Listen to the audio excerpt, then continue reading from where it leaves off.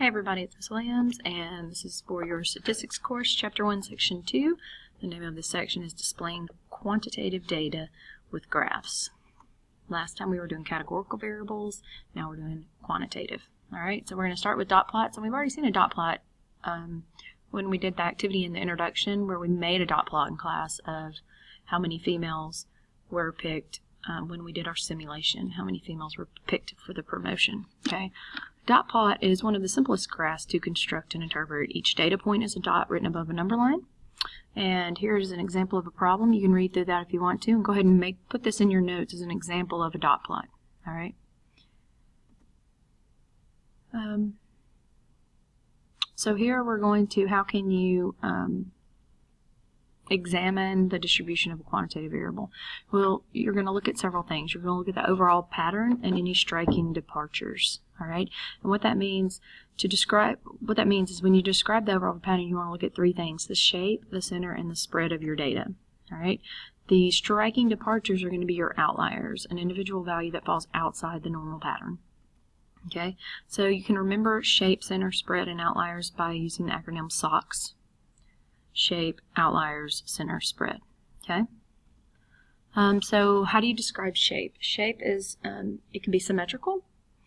If the right and left sides of the graph are approximately mirror images of each other. It can be skewed right if the right side of the graph is longer than the left side, or it can be skewed left if the left side of the graph is longer than the right side.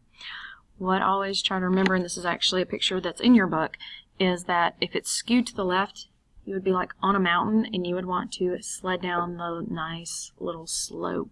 You don't want to go off the cliff off the other side. You wouldn't want to sled or ski down the right side of this graph because you would go down a real steep slope. You're trying to sled or ski down the nice smooth slope, not the very jagged one. Okay, so whichever way you would sled or ski off of, that is which way it is skewed.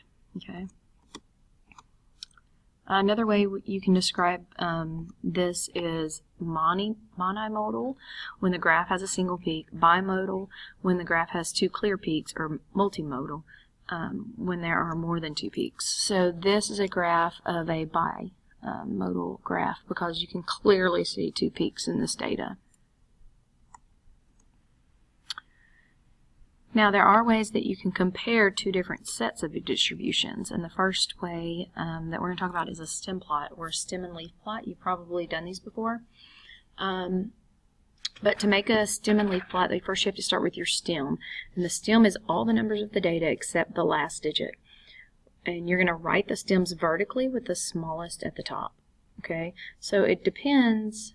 Your stem is going to depend on how big your numbers are. If you had sets of numbers that were two-digit numbers, 35, 47, then the 10 digit would be your stem, and the ones digit would be your leaf. If you were doing money, for example, then the first three numbers, if you were doing to two digits in your numbers, the first three or four numbers, $25.43. So 25, 4, it would be your stem, and then your leaf would be the last digit. Okay. Draw a line that puts and put each leaf on the right side of the line in numerical order, and always make sure you provide a key.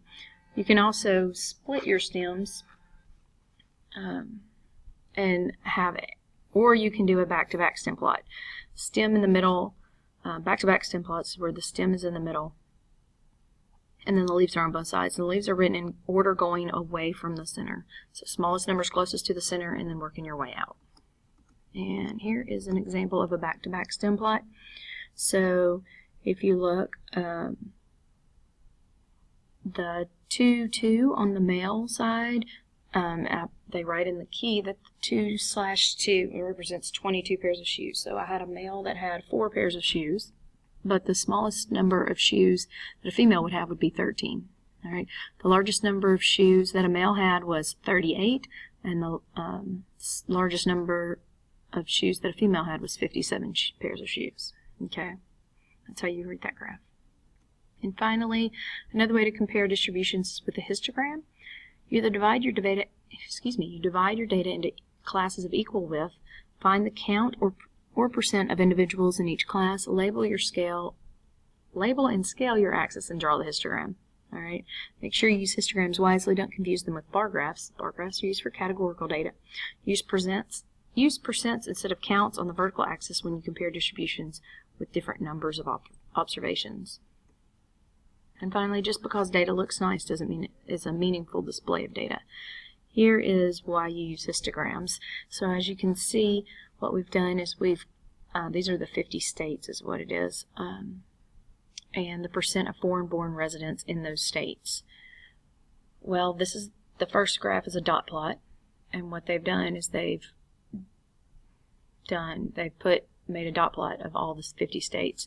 Well, as you can see, one state has somewhere between 25 and 30 the percentage of foreign-born residents, so I would say 27.5, right?